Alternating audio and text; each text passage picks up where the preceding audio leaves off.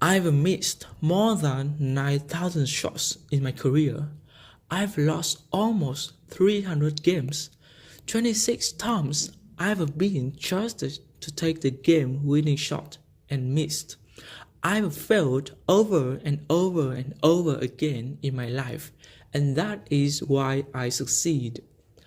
Michael Jordan was one of the greatest athletes of all time, but like all great people, he also failed regularly. Watching Michael Jordan play basketball was like watching a man fly. His grace and talent were unmatched. Clearly, he had a lifetime of training and incredible natural talent, but these weren't the only things that made him great. He also had a healthy relationship with failure.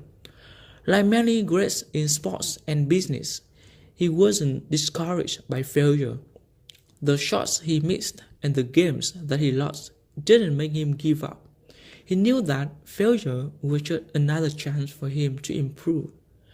Many highly successful people in the world of sports and business have this healthy relationship with failure. One of the world's most famous inventors, Thomas Edison, made thousands of attempts at creating a light bulb. He tried hundreds of materials for the light bulb filament, but there was always a problem. Some would burn out, others would explode, some would melt the glass. There were always problems, but he never gave up and he never saw his failure as a failure. He just saw it as a step towards success. Edison once said, "I have not failed, I have merely found 10,000 ways that won't work." This attitude of seeing failure as a learning experience helped him persevere. This way of thinking eventually led him to Japan, where he found a kind of bamboo, which was the perfect material for his light bulb invention. It was also in the country of Japan where a man named Soichiro Honda also found success through failure. He failed over and over on his way to becoming one of the world's richest men. Soichiro was born in 1906 in a small town in rural Japan. Soichiro's father was a blacksmith, but he also had a small bicycle repair shop. Soichiro grew up helping his father fix bicycles. He was always talented with fixing things, but he wasn't a good student, so his grade reports wasn't good. During this time in Japan, parents were required to mark their children's grade reports with a family seal to confirm that they had received them. Soichiro was a clever child. He realized that he could use rubber from the bicycle shop to fake his parents' family seal. He soon started making them for other children at his school as well. Soichiro was caught, but this was one of the earliest examples of how Soichiro would always look for opportunity in his failures. After dropping out of school at the age of 15, Soichiro went to Tokyo to become a mechanic. He worked in a car repair shop for 6 years before returning to his hometown to open his own repair shop. In addition to fixing cars, he was also a designer. He spent years trying to design a better piston ring to sell to Toyota. He worked day and night on his design. He often had trouble finding the money to continue his piston project. However, he never let any of life's challenges stop him. He always found a way. Once, he even sold his wife's jewelry to make the money he needed to continue his piston design. After 2 years of hard work, finally his piston design was ready. He brought it to Toyota thinking that they would buy it and it would be a big success. To his surprise, they rejected it. Soichiro still didn't give up. He knew that he needed more education, so he went back to school. At school, his classmates and teachers laughed at his design, but this didn't stop Soichiro either. He studied hard in any course that would help him follow his dream, and he ignored the rest. He also refused to take tests because he didn't see any value in grades. When the school told him he wouldn't graduate, he didn't care. He famously told the school that their diploma had less value than a movie ticket. While a ticket would give you entry to a movie, he thought that a diploma wouldn't get him anything. He never gave up on his goal to design a better business. He was always looking at the problems with his older designs and thinking about how he could make them better. All of his failures were really opportunities to understand what works and how to improve it.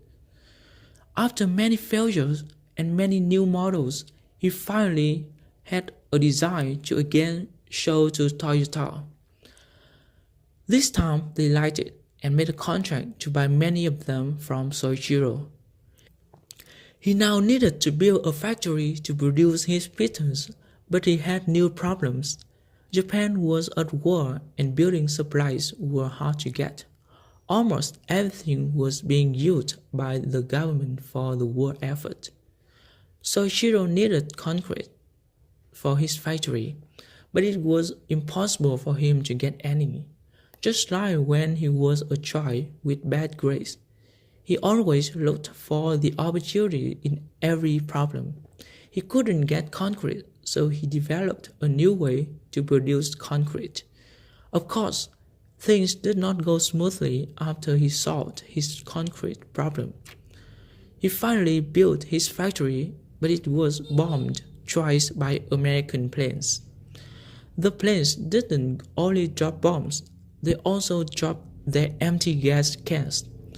Again, Soichiro found the hidden opportunity.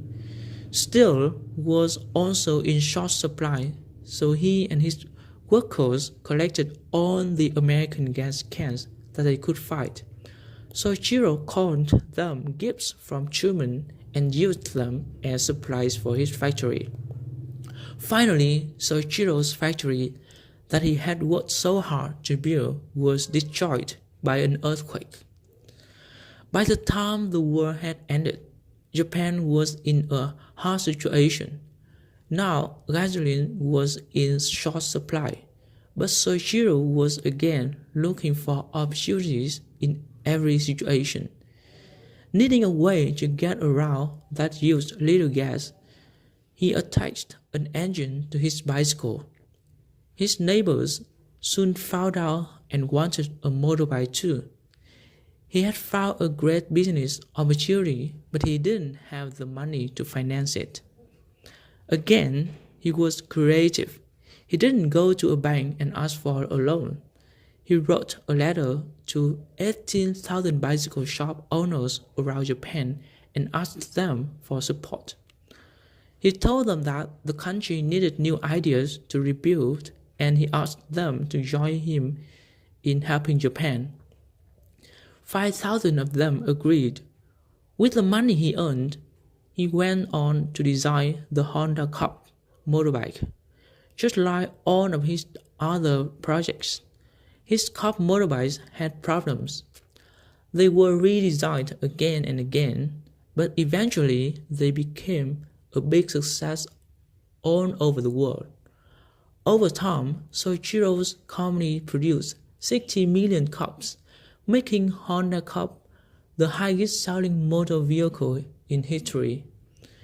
As everyone knows, Soichiro Honda continued his success designing and producing cars.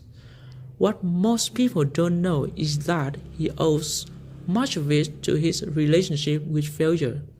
He once said, "Success is 99% failure." Just like Jordan, he understood that failure is just a part of success. Like Edison working on his light bulb, Soichiro knew that through failure, you know what doesn't work. And from there, you move on improving, trying again, and always looking for what opportunity is hidden in life's challenges and failure.